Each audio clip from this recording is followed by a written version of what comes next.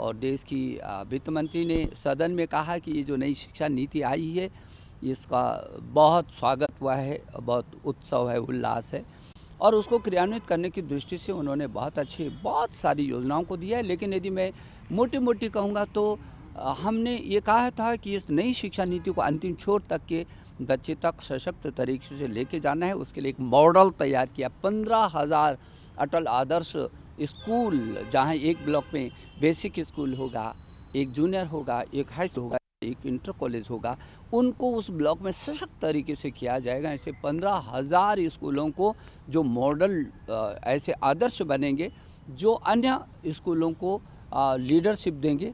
वहीं हमारा जो स्कूली शिक्षा की दिशा में यदि देखेंगे तो 92 लाख अध्यापकों को प्रशिक्षण करने का जो निष्ठा का अभियान है, उस अभियान को भी गतिशीलता मिलेगी। और स्कूली शिक्षा में केंद्रीय विद्यालय और हमारे नवोदय विद्यालय ये हमारे लिए बहुत महत्वपूर्ण होते हैं। उसको भी अतिरिक्त समय उसकी अवस्थापनाओं के लिए मिला। जहाँ तक उच्च शिक्षा का देखेंगे तो उच्चतर शिक्षा आयोग का गठन, उसके गठन करते ही उसके 4 अन्य परिषद बनेगी।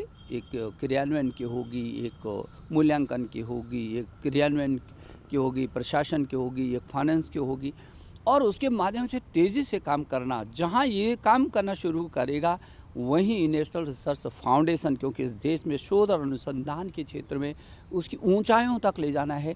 50,000 करोड़ रुपए कोई शायद सोच भी नहीं सकता था।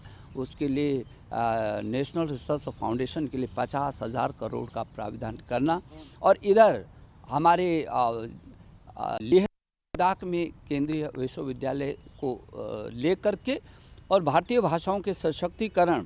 और जो प्रधानमंत्री जी ने कहा था कि मुझे जो मातृभाषा में इंजीनियर और डॉक्टर भी बन सकेंगे, तो उसके लिए जो भाषाओं का जो अनुवाद का है, उस अनुवाद के संस्थान को ऐसे भाषा विश्वविद्यालय, ताकि मेरे देश की सभी भारतीय भाषाएं सशक्त हो सकें, उसके संस्थान का भी बनाया। तो 9 शहरों में हम हब बनाएंगे, शिक्षा के हब को बनाएंगे और 3,000 करोड़ रुपया केवल अप्रेंटिसशिप के लिए अलग से दिया, ताकि ये जो युवा इंजीनियरिंग करके आते हैं वो और सक्षम होकर के बाहर निकल सकें।